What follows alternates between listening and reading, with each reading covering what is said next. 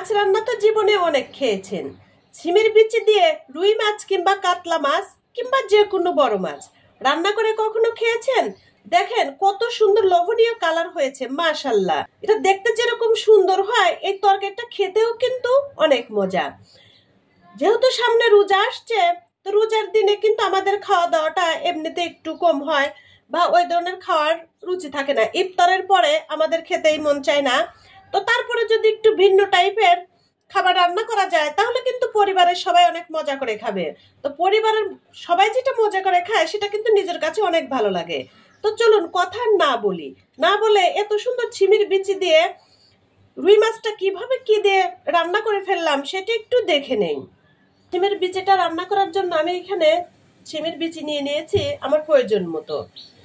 আমি এখন এটা একটু ভাপ দিয়ে নেব। বিচিটা রান্না করব রুই মাছ দিয়ে। রুই মাছটা আমি লবণ মরিচ হলুদ দিয়ে মেখে নিয়েছি। এখন মাছটা ভেজে নেব। থেকে পানি চুলায় দিয়ে দিয়েছি, পানিটা বলক এসে গিয়েছে। আমি এখন বিচিগুলো দিয়ে দেব। দেখেন হয়ে গিয়েছে, জাস্ট একটু বলক তুলে নিতে হবে। আমি এখন এইভাবে ছেঁকে তুলে নেব। বিচিটা ভাপ দিয়ে নিয়েছি, মাছটাও ভেজে নিয়েছি। টমেটো কিউব করে কেটে নিয়েছি, পাতা কুচি নিয়েছি, পেঁয়াজ কুচি আর কয়েকটা কাঁচামরিচ। আর এখানে নিয়ে নিয়েছি আধা চা চামচ জিরা বাটা, 1 টেবিল চামচ আদা রসুনের পেস্ট আর 1 টেবিল চামচ পেঁয়াজ বাটা। রান্নার আগে যদি সব এইভাবে গুছিয়ে নেন, তাহলে কিন্তু রান্নাটা তাড়াতাড়ি হয়। তো আমি এখন চুলায় চলে যাব, রান্নাটা করে নেব। বসিয়ে দিয়েছি, আমি এখন পরিমাণ মতো তেল দিয়ে দিচ্ছি। আমি এখন পেঁয়াজ কুচিটা দিয়ে দিচ্ছি। একটু নেতিয়ে আসছে, একদম লাল করার প্রয়োজন নেই। আদা রসুন জিরা আর পেঁয়াজ বাটাটা দিয়ে দিলাম। করে একটু পানি দিয়ে মশলাটা একটু কষিয়ে নেব। একটু কষিয়ে নিয়েছি, এখন সব মশলাগুলো দিয়ে দেব। এখানে নিয়ে নিয়েছি আধা চা চামচ হলুদ গুঁড়া, আধা চা চামচ মরিচের গুঁড়া আর আধা চা চামচ ধনের গুঁড়া, পরিমাণ মতো লবণ। সুন্দর মতো কষানো হয়ে গিয়েছে। আমি এখন টমেটোটা দিয়ে দিচ্ছি, একটু কষিয়ে নেব। আমি এখন ছিমের বিচিটা দিয়ে দিচ্ছি, একটু কষিয়ে নেব। এখন আমি ঢাকনা দিয়ে ঢেকে সুন্দর মতো কষিয়ে, একদম কষানো হয়ে গিয়েছে।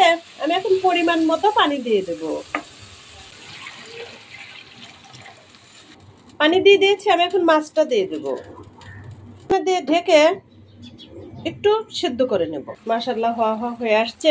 আমি এখন 4টা কাঁচামরিচ দিয়ে দিলাম। হয়ে গিয়েছে, আমি এখন ধনেপাতাটা দিয়ে নামিয়ে নেব। মাশাআল্লাহ, দেখেন তরকারির কালারটা কত সুন্দর হয়েছে, কত সুন্দর লোভনীয় কালার হয়েছে। মাশাআল্লাহ, লোভনীয় হয়েছে আমার ছিম আর মাছের এই তরকারিটা। ছিমের বিচির তরকারিটা রান্না করে নিলাম।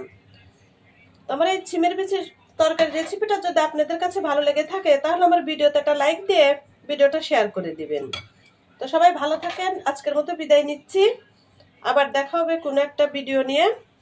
আল্লাহ হাফেজ, আসসালামু আলাইকুম।